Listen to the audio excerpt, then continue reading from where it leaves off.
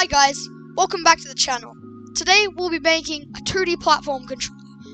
2D platform controller, player controller, or player script, whatever you call it. It's what you can control to make a 2D cube move and act like a player. It's simple and works a lot of the time, very easy to create. Before we start the video, remember to like, comment, and subscribe. Let's get into it. First of all, you want to make a new project. You press the top right hand corner, you press the new button, select 2D, and write in the title of your game. For this, I did 2D platformer tutorial, because it's a tutorial I'm doing, and then just let it load. Just press create, and then let it load. But first of all, what you want to do is just open your scene and create a cube. This will act as your ground. You want to scale it up using the top left scale tool, scale to the size of your camera, the little rectangle square, and then you want to drag it down using the top left arrow keys this time and use control to snap it.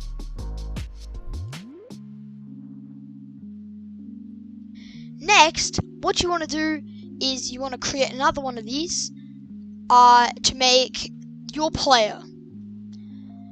Create a new cube. I did a duplication, shouldn't have done that, but now you just want to rename your ground to GND, which stands for ground.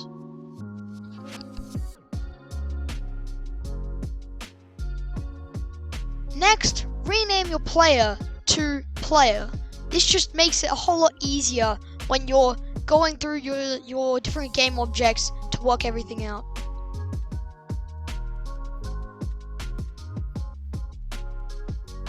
Go to your assets, then scenes, and rename your scene to main instead of sample scene. Then just save that scene and you'll be good to go. Here you can see I'm adding a rigid body 2D. I can't do this because I need a box collider 2D. I've only got a box collider right now, so let's add that.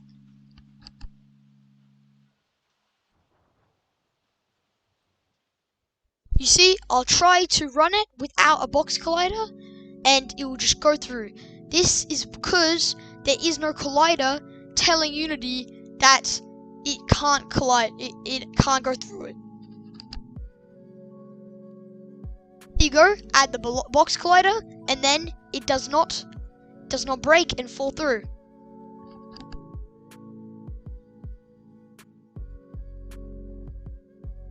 Next, you just want to close them up and create a new script.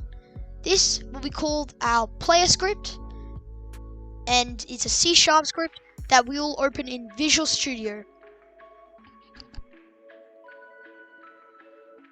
Here, I just called it player controller because basically it controls all the players' movement.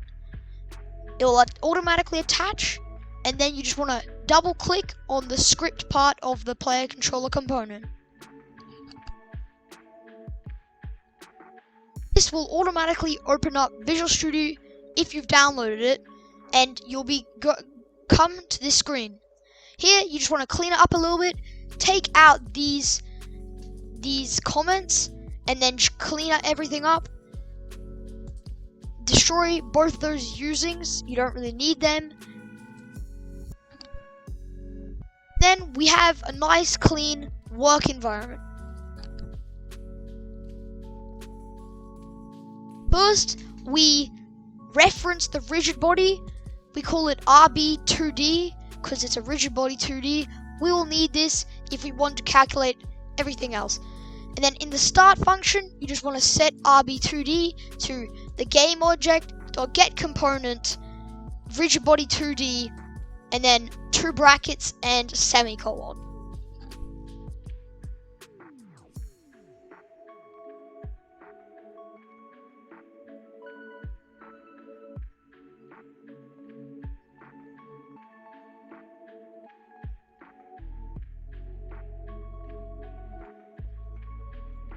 Next, we want to create 2 ints, one for move speed and one for jump force. These will act as our counters or whatever dependent variables, which we can change later to make the speed we want for our moving and the jump height of our jumping. Make them public so you can change them in the actual Unity game. Here we just want to make a float. It should be a float horizontal move. I have to change this later. This will just act as our where we store the horizontal move we get. Here we set horizontal move equal to input.getAxis horizontal, speech comments horizontal. This will basically allow us to gain access to, if you press WASD, and store this in the horizontal move float.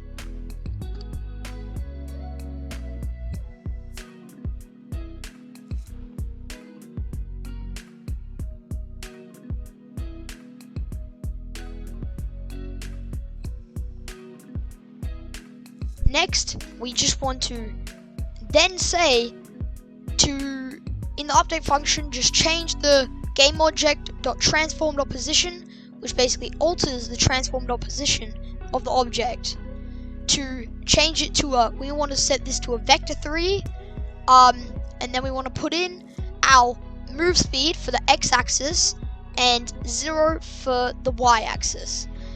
If you don't have to put in the z-axis, because that's just automatically 0. We times this by time.delta-time, so it doesn't allow frame chopping and other stuff. Then we times it by move speed again, because we just want it to be a little bit faster and not really slow.